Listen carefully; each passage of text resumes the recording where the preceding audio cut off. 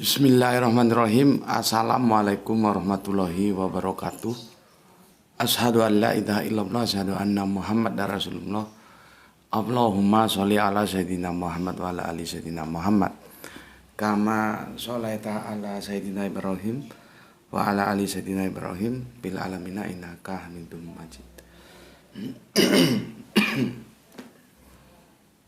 Sebelum kita lanjutkan kajian kita panjatkan dahulu doa kepada Gusti Allah yang Maha Agung, ya. Untuk saudara-saudara kita yang telah memberikan sholawatnya berupa infak dakwah. Semoga sholawat itu menjadi catatan langit amal soleh bagi mereka dan keluarganya kelak. Dan insya Allah akan membalasnya dengan balasan yang terbaik. Kita patutlah berterima kasih karena lewat kemurahan hati saudara-saudara kita itu, channel dakwah ini paling tidak hingga detik ini masih eksis, bisa hadir dalam ruang-ruang diskusi kalian semuanya, ya. Begitu juga untuk seluruh pewarta terkasihku dimanapun kalian berada, di mancanegara, di dalam negeri, aku ucapkan terima kasih. Semoga selalu always selalu untuk anti skip dan anti download. Bagi yang berkenan silakan di-share link-link kajian dari channel dakwah ini, dan atas doa baiknya aku ucapkan terima kasih, dan semoga kebaikan doamu juga tercurahkan untukmu sebagaimana engkau berdoa untukku. Amin amin ya robbal alamin. Tajuk kali ini dalam rangka aku bayar hutang karena sudah lama nggak tahu sudah berapa lama itu di request, ya. Kemarin kan tentang bumi datar sudah, sekarang tentang bulan terbelah, ya.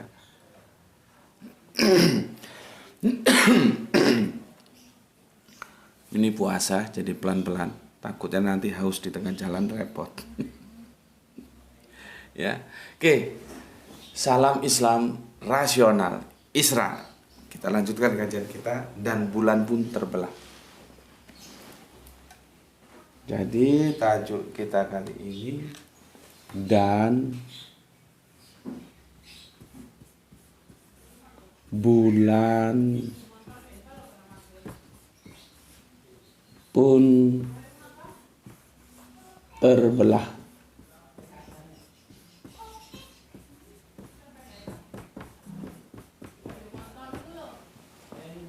Untuk yang telah merequest, aku mohon maaf dan mengucapkan terima kasih atas kesetiaannya menunggu sekian lama, ya. Juga atas kesempatan yang baru kali ini aku mau untuk membahasnya. Karena membahas bulan terbelah ini gimana ya? Ngeri-ngeri sedang. Apalagi kita kemarin sudah membahas tentang lagi-lagi mukjizat, dikit-dikit mukjizat, ya.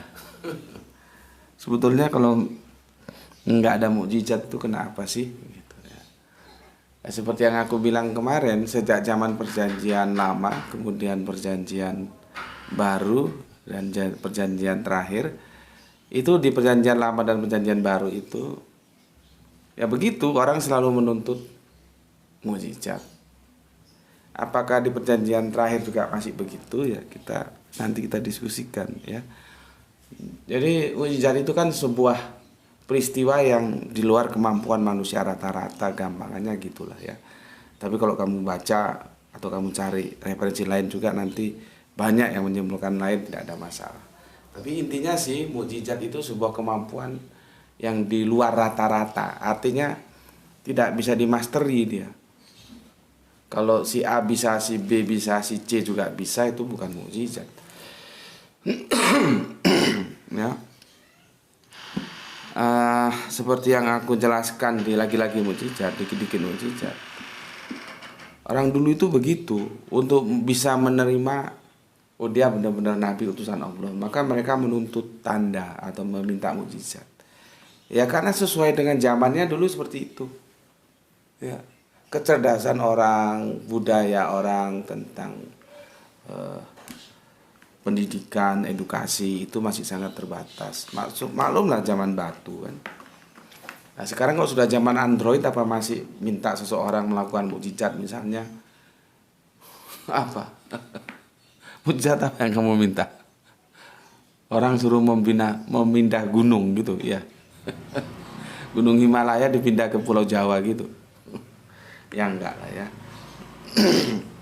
Karena sebetulnya intipati dari mukjizat itu adalah di ajarannya itu, bukan di hal-hal yang ya seperti supranatural atau kedikjayaan seperti itu, enggak. Kalaupun dulu ada ya karena memang zamannya masih zaman batu. Sekarang Anda harus bersikap bahwa Anda sekarang hidup di zaman Android, bukan zaman batu gitu. Oke. Kita akan mendiskusikan dulu sebuah kata belah. Ini artinya apa sih? Belah ini artinya apa?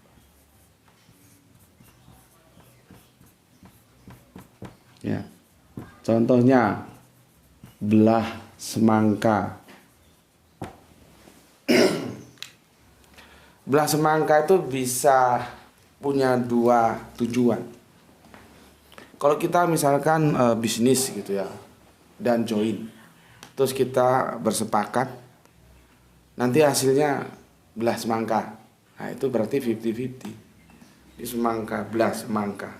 Semangka itu dibelah menjadi dua sama besarnya. Itu namanya bagi hasilnya 50-50. 50%, 50%. Seimbang, sama, setara. Ya, belah semangka. Tapi nggak juga harus begitu. Dalam dunia politik, dalam dunia strategi ada namanya juga belah semangka, yang kalau orang kulon, orang barat bilang itu cutter melon. Ya sama saja sih, diterjemahkan menjadi cutter melon, belah semangka. Dalam dunia politik tidak begitu, dalam dunia dakwah juga tidak begitu. Ya. Kita lihat Kanjeng Nabi misalnya. Ketika beliau ya memproklamirkan diri sebagai nabi, itu kan terjadi cutter melon, belah semangka. Itu terbelah menjadi dua masyarakat Arab, khususnya Mekah saat itu kan. Ada yang menerima, ada yang menolak. Yang menerima diperlakukan secara khusus, yang menolak juga diperlakukan secara khusus. Artinya perlakuannya, mensikapinya tidak sama. Itu namanya strategi, ya. Dalam dunia politik begitu, dalam dunia kemiliteran juga begitu. Siasah atau makar. Makar itu bukan makar seperti ilmu sosial, enggak ya. Makar dalam Al-Quran itu strategi atau siasah. Kita ingin tahu publik ini gimana responnya. Maka ketika Kanjeng Nabi memproklamirkan diri sebagai nabi dan cutter melon itu dilakukan, terbelahlah masyarakat Arab itu ya, khususnya Mekah, yang menerima, dibina atau diajak studi, maka terkenallah istilah Darul Arqam. Di sana studi Al-Qur'annya di sana. Kalau Kanjeng Nabi kan studi Al-Qur'annya di Gua Hira dan gurunya adalah malaikat Jibril. Kalau di Darul Arqam itu ya tempat kita ini, para sahabat ya, pendukung yang telah menunjukkan sholawatnya kepada Kanjeng Nabi. Mereka bersolawat kepada Kanjeng Nabi, maka mengikuti program studi Al-Quran yang dilakukan di rumahnya Pak Arkom. Maka disebutlah dengan Darul Arkom. Perlakuannya seperti itu. Nanti yang menolak kenabian Kanjeng Nabi, yaitu perlakuannya juga beda, tidak sama. Ya. Begitu ya dunia politik, dunia militer. Kita mau tahu publik ini arahnya kemana. Maka ada sebuah upaya cutter melon, belah semangka. Oke, itu semua menggunakan kata dasar belah. Ini jam berapa ini? Aku lihat jam dulu supaya nanti nggak kebablasan. Kalau kepanjangan gimana? 13.44 ya. Oke, sekarang ada lagi kita kenal belah bambu.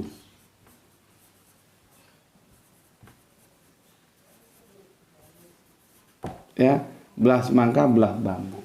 Belah bambu ini juga dalam politik melanggengkan kekuasaan. Ya. Jadi dalam melanggengkan kekuasaan itu, kekuatan-kekuatan yang mengoposisinya, oposisi kekuasaan itu, maka harus dilakukan namanya strategi belah bambu. Artinya kekuasaan mereka dibelah menjadi dua. Itu namanya belah bambu. Nah, nanti sudah jelas, hampir sama dengan watermelon tadi. Ya. Sehingga persatuan di antara mereka itu terpecah. Itu biasanya kalau dekat-dekat. Kalian tahulah dekat-dekat apa ya. Ya, kan begitu. Yang pro ini siapa, yang pro itu siapa, yang kelompok ini siapa, kelompok itu siapa. Itu sebetulnya publik sedang dibelah bambu. Ya. Nanti yang yang pro dia, yang mengarah ke dia ya dikasih baik-baik. Nanti yang mengoposisi terhadap dia ya dibikin yang nggak baik-baik. Itu biasa itu. Kita bisa lihat suasana itu per 5 tahunan kan, kalau di negara kita kan per 5 tahunan itu ya. Itu namanya belah bambu. Oke. Jadi dari sisi kata belah ya, itu bisa menunjukkan sebuah pengrusakan, yang bersatu dirusak supaya terbelah. Supaya apa dirusak? Supaya bisa dikuasai. Bisa seperti itu. Yang kedua, bisa juga untuk mengetahui kekuatan lawan, watermelon, seperti Kanjeng Nabi tadi. Ini kalau aku publik, aku adalah Nabi, gimana? Kita mau tahu kekuatan lawan yang pro siapa, kekuatan kawan, ya. Ya, jadi lawan yang kontra siapa, kawan yang pro siapa, itu juga bisa, ya. Jadi kata belah itu tergantung konteksnya, ya. Satu bisa pengerusakan, seperti ini belah bambu, kesatuannya dirusak. Bisa juga untuk watermelon, belah semangka, itu mengetahui maunya publik gimana. Apa ya bahasa anunya? Mengetahui apa? Respon ya, mengetahui respon publik. Mengetahui respon publik. Nah, yang mana? Apakah dia kata diksi belah itu akan mengarah ke ini pengerusakan, atau mengarah tindakan untuk mengetahui respon publik untuk dipetakan? Ya, ini tergantung nanti narasinya kemana, ya. Beda narasi tentunya beda makna. Tuh kata belah, ya. Oke. Sekarang aku mau jelaskan ya tentang bulan terbelah, khususnya di surat apa ini? Surat 54 Al-Qamar. Ini aku diskusikan panjang lebar dengan sosok Al-Ustadz ya, Ahmad Wahid ya. Beliaunya yang menguasai bahasa Arabiun maupun bahasa Araban ya. Aku manggilnya dengan panggilan keakraban itu Cak ya. Cak Ahmad atau Cak Mat, itu seperti kalau di tanah Batak panggilan kehormatan itu, kalau Batak Karo itu Sili, kalau Batak Toba itu Lae gitu ya. Masing-masing daerah punya stylenya sendiri-sendiri. Kalau di Jawa Timur ini Cak itu panggilan kehormatan, tapi akrab banget, tidak ada jarak gitu ya. Jadi aku mendiskusikannya dengan sosok yang apa ya, yang ya sebagai teman, sebagai kawan, sebagai lawan diskusi. Beliaunya ini lengkap ya, sebagai bos lengkap. Karena beliaunya memang, tapi kalau beliaunya nggak aneh sih ya. Kalau Ustadz Ahmad ini pandai yang nggak aneh. Seperti kemarin aku pernah cerita tentang sosok yang tanya tentang Mas Agus Mustafa. Mas Agus Mustafa juga kalau pandai ya nggak aneh, wajar. karena seperti Mas Agus itu bapaknya seorang mursyid, guru thariqah, ya, disebut mursyid. Kalau Cak Ahmad ini bapak beliau juga seorang ulama, belajarnya di Makkah, ya.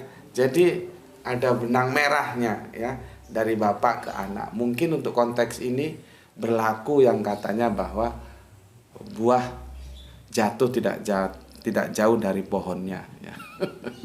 Tetapi bagi aku tidak berlaku, ya. Aku adalah buah yang jatuh sementara pohonnya itu ada di pinggir kali. Jadi dia semakin lama semakin jauh. Ya, tumbuh di jalanan, ya, besar seperti bagaimana umumnya anak jalanan, dan akhirnya seperti ini, gitu. Itu artinya apa? Aku ingin berbagi dengan sebuah kenyataan yang telah aku alami dan kamu sudah lihat sendiri.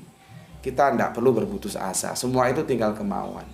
Meskipun bapak kita, ibu kita, atau keluarga kita, atau lingkungan kita, ya, tidak berwarna religius, ya, selama kita mau belajar itu bisa kok, ya. Dan aku tentunya telah melakukan itu seperti apa yang kalian lihat. Intinya kita mau belajar atau enggak, gitu, ya. Tentunya kalau mereka sejak dari sononya sudah hidup dalam warna-warna religiusitas dan akhirnya jago, pintar dalam hal agama, ya memang tentunya mereka lebih mudah karena sudah suasananya sudah mendukung. Sementara aku atau kita yang tidak lahir dalam itu memang agak sulit karena harus hijrah dia, ya. Tetapi sesulit apapun selama kita mau belajar, insya Allah bisa, dan aku melakukan itu dan kalian lihat sendiri. Jadi jangan putus asa, ya. Intinya kita mau belajar mesti bisa, ya. Karena nanti Allah akan tolong kita, ya. Oke, seperti kamu tahu makhrajku ya jelek banget. Makanya aku jarang membacakan Arabiyunnya. Karena apa? Jelas kalian lebih pintar dari aku lah, ya. Jadi aku hanya menyampaikan kerangka berpikirnya saja. Kalaupun aku baca, ya itu kalau memang mendesak, gitu, ya. Oke, jadi aku mendiskusikan ini dengan Cak Mat atau Ustadz Ahmad Wahid. Ini cukup intens juga sebetulnya. Gimana? Karena apa? Lagi-lagi mukjizat. Kita itu sudah dikasih cerita bahwa Kanjeng Nabi itu membelah bulan. Itu loh, ya, membelah bulan. Sedangkan aku mengatakan, mari kita berteologis itu secara rasionalis. Jadi Islam rasional, ya. Bukan kita tidak percaya mukjizat, tentunya percaya dong, ya. Tapi bagaimana kita mensikapi mukjizat, kan di situ masalahnya, ya. Jadi aku akan membagikan hasil diskusi kami, ya, antara aku dan Ustadz Ahmad, atau aku memanggilnya Cak Ahmad, kepada kalian semuanya. Nanti kalian setuju kalian ambil, kalian nggak setuju juga ditinggalkan saja, nggak usah diambil, tidak ada masalah, ya. Maka sebelumnya aku ceritakan dulu kepada kalian, ya, hilangkan dulu cerita-cerita yang ada tentang bulan terbelah supaya netral, supaya kamu memahami Al-Quran tidak terkontaminasi oleh cerita yang sudah kamu dengar, ya. Jadi bersih dia. Kalau nggak gitu sulit nanti, ya, sulit.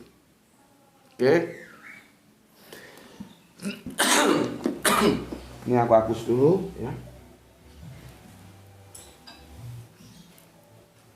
Ini aku hapus, ya.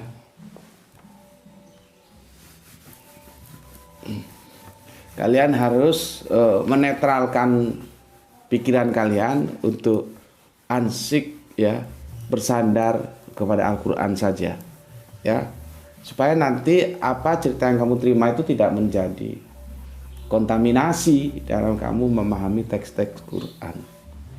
Oke. Belah sudah, ya. Coba kalau kamu baca ini, ya, kamu baca Quran surat Ar-Rahman, ya, Ar-Rahman, surat yang ke-55 ayat ke-37, ya. Begini katanya. Maka apabila langit telah terbelah menjadi merah mawar seperti minyak. Langit terbelah.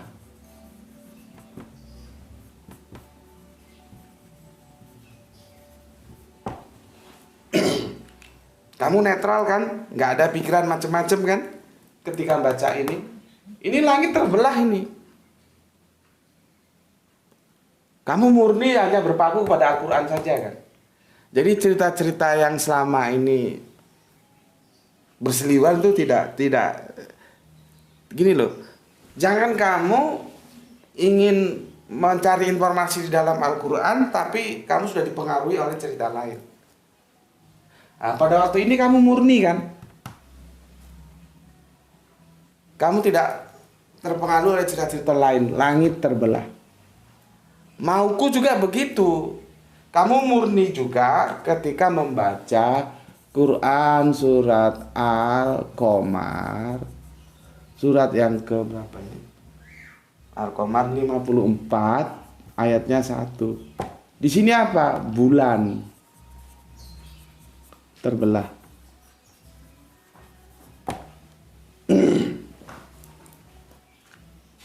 Sama kan? Sama-sama terbelah kan? Iya kan? Di sini langit, di sini bulan, bedanya itu. Tapi sama-sama terbelah.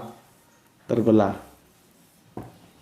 Cuman kalau kalian baca ini biasanya langsung memori itu dia loading, jret, mendekati sebuah cerita yang pernah kamu terima. Tapi kalau di sini kan enggak. Nah, maksudku ketika kamu membaca ini, kamu harus bersikap seperti ini. Sisihkan dulu semua informasi yang ada. Cerita-cerita kamu sisihkan dulu. Jangan hadirkan murni ke Al-Quran. Itulah yang aku maksud. Karena nanti kalau kamu sudah terbius cerita-cerita, ya sulit aku. Aku mau menjelaskan seperti apapun, sulit. Ya. Kan sama-sama terbelah. Langit terbelah, bulan terbelah. Ya. Oke. Paham ya? Kalau udah paham, aku hapus. Ini namanya harus ada upaya pengosongan. Jadi apa yang kamu pahami itu dikosongkan, dinetralkan dari cerita-cerita yang selama ini sudah kamu terima, ya. Sehingga murni ketika kamu memahami Al-Quran itu murni, tidak terpengaruh, tidak dibentuk. Begitu juga sih ketika orang membaca surat Az-Zukhruf 61 itu sebetulnya tidak bercerita tentang Kanjeng Nabi Isa mau turun lagi. Ndak ada. Sudah jelas kok, wa innahu li saati kan. Tapi kan kalau kita tanya kepada mereka yang percaya, yang mengimani Kanjeng Nabi Isa nanti turun lagi, kalau kita tanya mana dalil Al-Qur'annya, mesti merujuk ke Az-Zukhruf 61. Karena sebelum baca ayat itu otaknya sudah terkontaminasi dengan dongeng ada orang mau turun lagi. Gitu loh. Ya aku tidak mau itu. Di sini jangan, nanti aku sulit menjelaskan kepada kamu. Masalah nanti kamu ini sudah paham mau kembali ke situ, ya itu hak kamu, urusan kamu. Tapi untuk saat ini netralkan dulu pemikiranmu. Ya. Nanti kita akan mengkaji ya surat Al-Qamar itu dari ayat 1 sampai ayat ke-8, itu perikopnya di sana. Sebelum itu aku akan menjelaskan kamu ini terkait mukjizat supaya otakmu itu tidak sedikit-dikit mukjizat, dikit-dikit mukjizat, dikit-dikit mukjizat.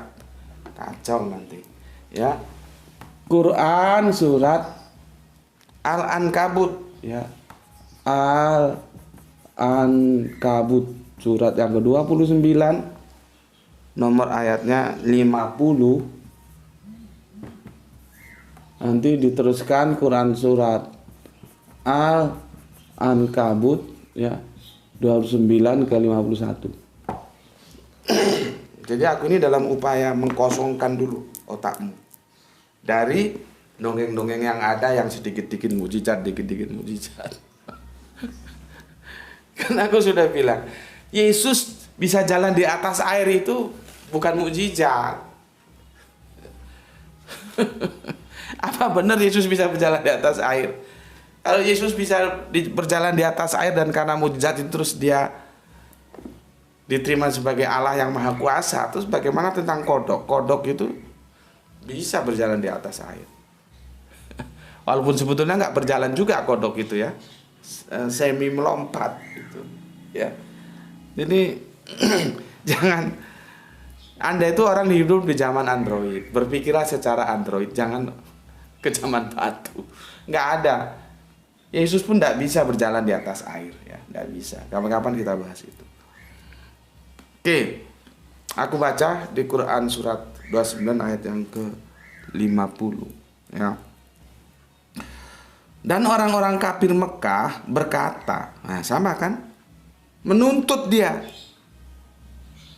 mengapa tidak diturunkan kepadanya mujizat-mujizat dari Tuhannya? Menuntut. Jadi sejarah itu berulang. Zaman perjanjian lama, era Moses, Musa, Yahudi ya begitu. Masuk zaman perjanjian baru, era Kanjeng Nabi Isa, ya begitu. Itu berulang lagi masuk ke zaman perjanjian terakhir Kanjeng Nabi Muhammad, ya begitu. Jadi orang-orang Mekah itu hanya mengulangi sejarah, itu kan selalu berulang. Mengulangi sejarah yang sudah ada zaman perjanjian lama, perjanjian baru, di perjanjian terakhir. Jadi kegoblokan itu berulang. Kenapa disebut goblok? Karena nggak mau taat terhadap hukum Allah. Ya, kalau bahasa Arabnya jahil. Ya. Aku ulangi. Dan orang-orang kafir Mekah, ya, ini yang menuntut kafir Mekah ini, berkata, mengapa tidak diturunkan kepadanya? Maksudnya kepada Kanjeng Nabi, ya, mujizat-mujizat dari Tuhannya. Ya. Maka Kanjeng Nabi disuruh mengatakan oleh Allah, katakanlah, sesungguhnya mujizat-mujizat itu terserah kepada Allah, dan sesungguhnya aku hanya seorang pemberi peringatan yang nyata. Jadi mujizat-mujizat itu otoritasnya ada di Allah. Allah mau kasih apa enggak? Kalau enggak kasih ya enggak. Jadi Nabi itu nggak bisa apa-apa. Kemarin kita sudah bahas. Yesus itu nggak bisa apa-apa. Orang iso popo. Dan itu yang berkata Yesus sendiri. Mau kamu tolak? Yesus bisa punya kuasa karena diberi kuasa sama Allah. Yesus itu nggak bisa apa-apa. Sama seperti kita, kamu, dan semuanya. Manusia biasa. Kalaupun dia dikatakan punya kuasa ya karena diberi kuasa. Yang beri siapa? Bapa. Siapa Bapa? Itu Allah. Jadi kalau nggak diberi oleh Allah, ya ora iso popo. Sekarang siapa yang punya otoritas? Siapa yang paling berkuasa? Siapa yang maha kuasa? Yesus atau Bapa? Jelas Bapa. Jadi Yesus itu kalau manggil Allah itu Bapa, panggilan keakraban. Ya. Sama seperti ini dijelaskan ketika Arab Mekah minta mukjizat, ya, dia menuntut mukjizat kepada Kanjeng Nabi Muhammad, maka Allah suruh memerintahkan Kanjeng Nabi Muhammad, katakan, sesungguhnya mukjizat-mukjizat itu terserah kepada Allah, dan sesungguhnya aku hanya seorang pemberi peringatan yang nyata. Itu. Ya. Oke. Jadi di sini mukjizat itu Allah punya otoritas, bukan nabi. Ya. Nanti apa jawaban di Quran surat 29? Ini mantep banget nih. Ya.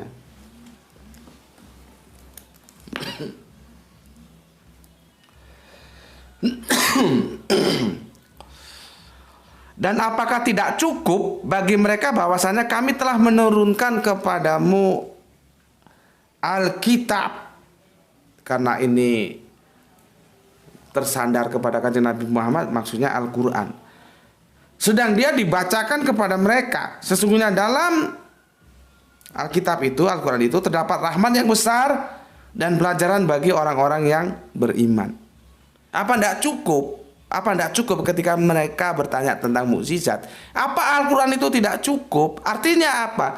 Mukjizat yang sejati itu ya Al-Quran ini.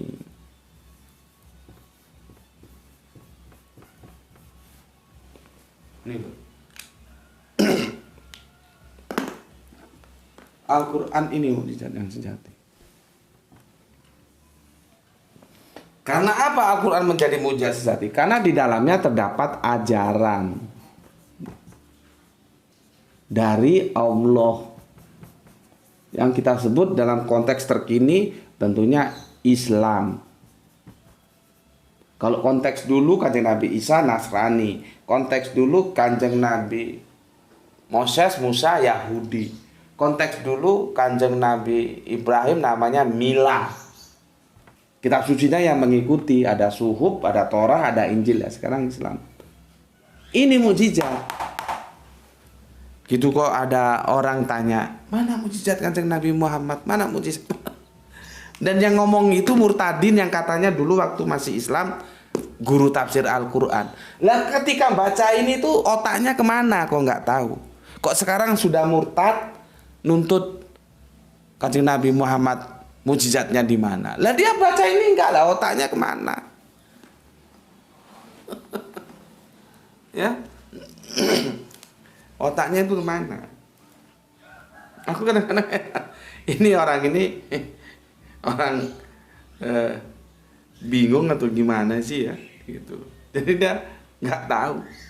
Padahal dulu informasi yang aku terima ya, waktu masih jadi ustadz gitu ya, dia ngajar salah satu pondok pesantren, tersiarnya guru tafsir Al-Quran. Wah, ya. Nggak taunya dia sekarang masuk agama tertentu dan orang di agama tertentu itu dia bodoh-bodohi mau aja. Seharusnya dikonfirmasi, bener nggak ini orang ini ngebacot guru tafsir Al-Quran? Bagaimana mau dibilang guru tafsir Al-Quran, orang ayat ini aja dia tidak tahu, dia masih menuntut apa mukjizat Muhammad katanya. Setelah dia murtad, dia nggak mau lagi manggil Kanjeng Nabi Muhammad gitu, langsung dia jambat. Lah ini di mana? Waktu itu dia nggak baca, sudah jelas ya. Ketika di ayat 29 ya. Di ayat 29 di surat 29:50 ini ya. Itu kan Arab-Arab jelebo, jelek dan bodoh, jahiliyah, goblok, blow on.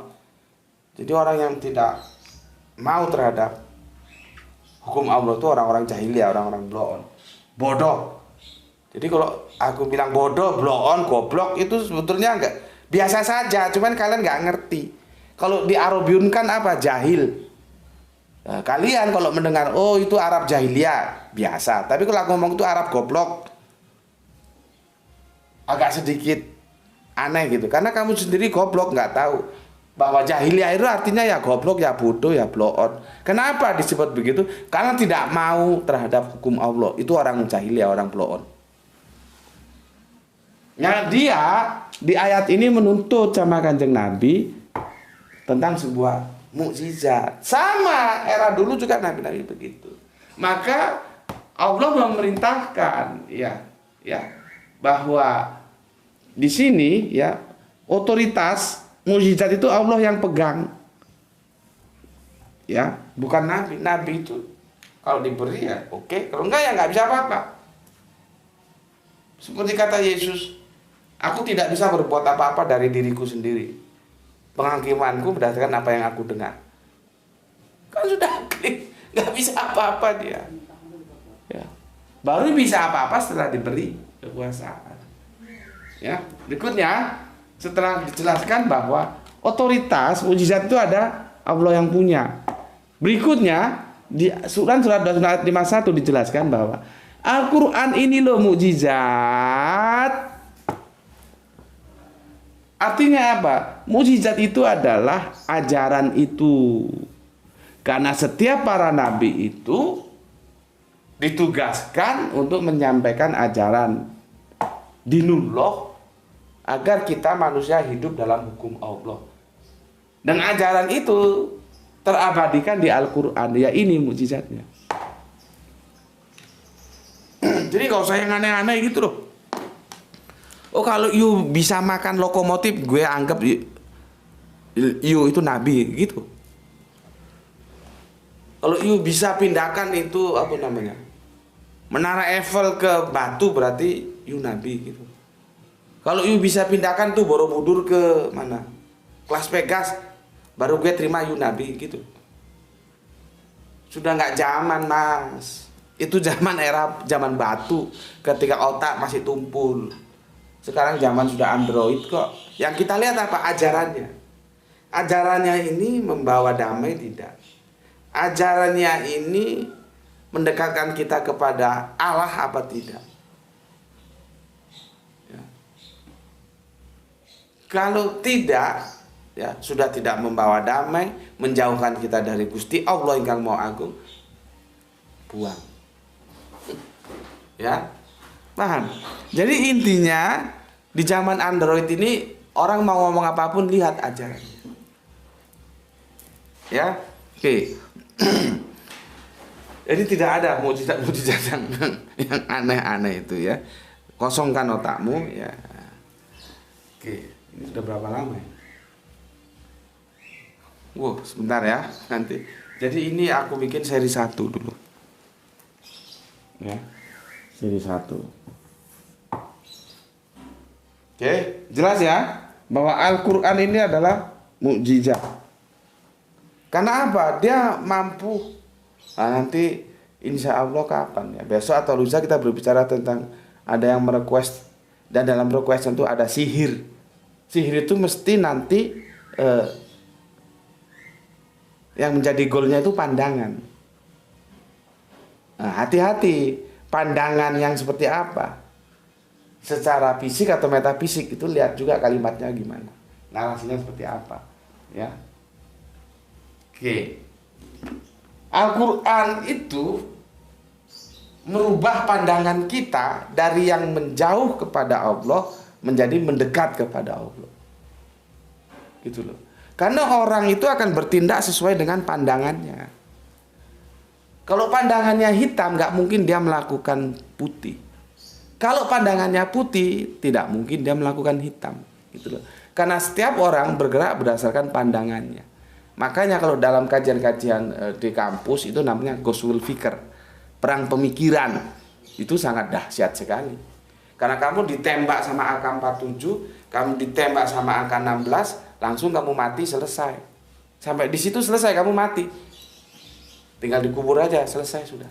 Tapi kalau orang ditembak oleh pemikiran, ketika kamu mati, padahal pemikiran itu sudah kamu tularkan ke orang lain, itu terus akan menular, terus sampai generasi berikutnya. Itulah bahayanya perang pemikiran.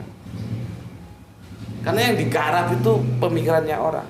Lah kalau pemikirannya sudah salah, pandangannya sudah salah, bagaimana dia mau hidup benar? Lah Al-Quran ini mengajak orang untuk hidup benar. Ya, oke. Udah ya, bagus. Nanti kalau kamu kurang jelas di screenshot kan bisa itu. Ya. Jadi kamu bisa mengulang-ulang, nanti roadmap-nya tahu. Gimana cara memetakan duduk permasalahannya.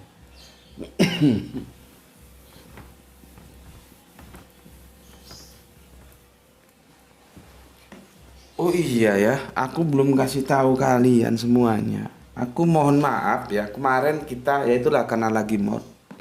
Kemarin kajian utama kita itu langsung 3 seri. Ya, tentang apa kemarin itu? Tentang surat yang ketiga Ali Imran ya, itu dipersuskan dengan Injil Matius. Itu 3 seri. Karena tak pikir juga, aku gitu, nanti kalau sudah nggak mod, sulit untuk mengembalikan lagi. Mumpung mod, ya sudahlah, kita selesaikan ke 3 seri langsung. Dan tadi malam kita selesaikan, alhamdulillah tuntas 3 seri. Setidak-tidaknya tugasku untuk menyampaikan ilmu sudah aku laksanakan. Sekarang tinggal kewajiban kalian.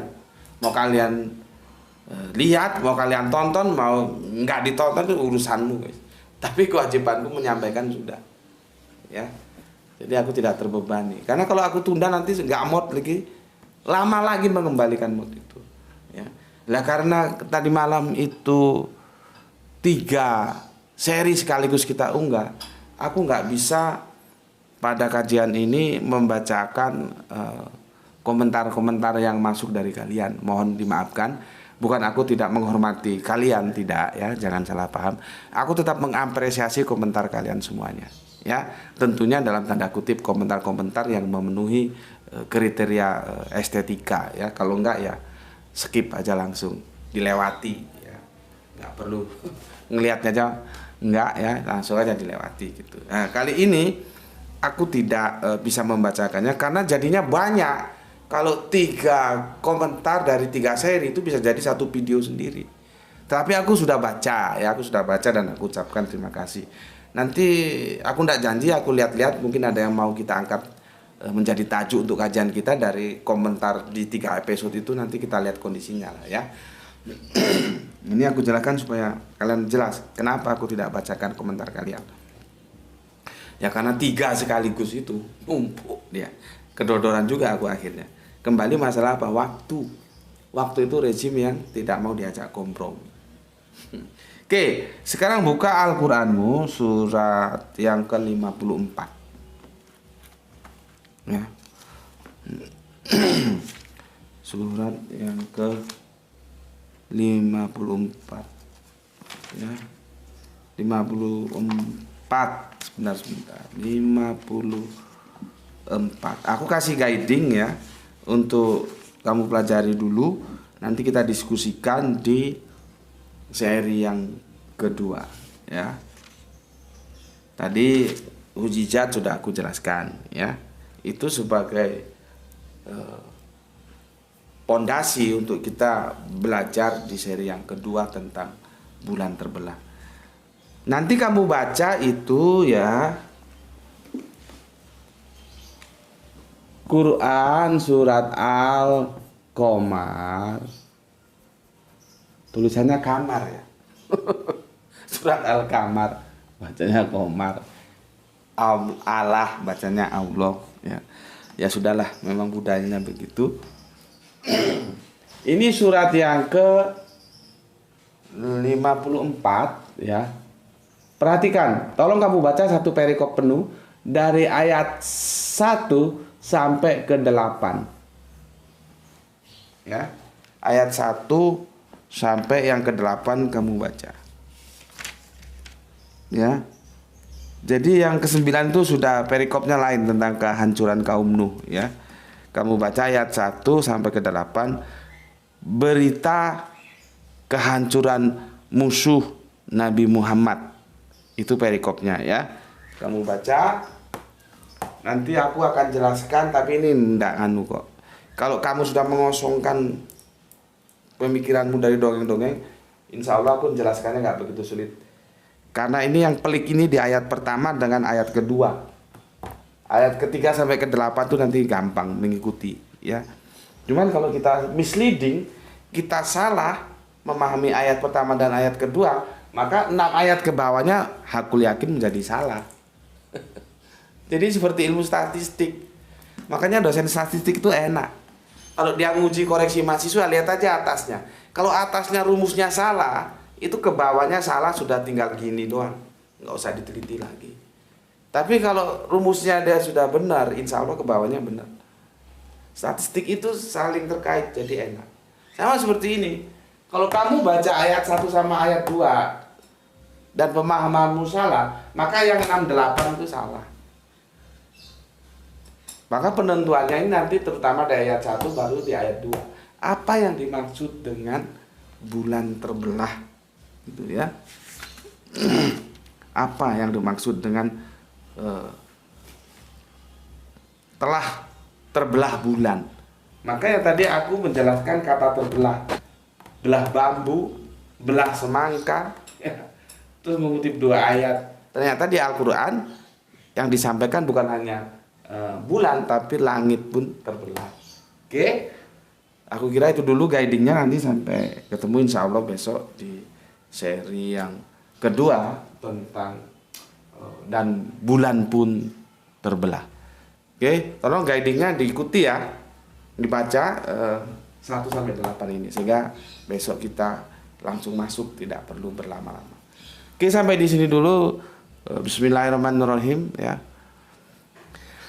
Semoga kalian semua menjaga Allah, Kanjeng Nabi, Al-Quran dan Islam menjadi bingkai iman yang paling berharga yang kamu simpan dalam hatimu yang terdalam ya, menjadi milikmu sampai nanti menutup mata ya.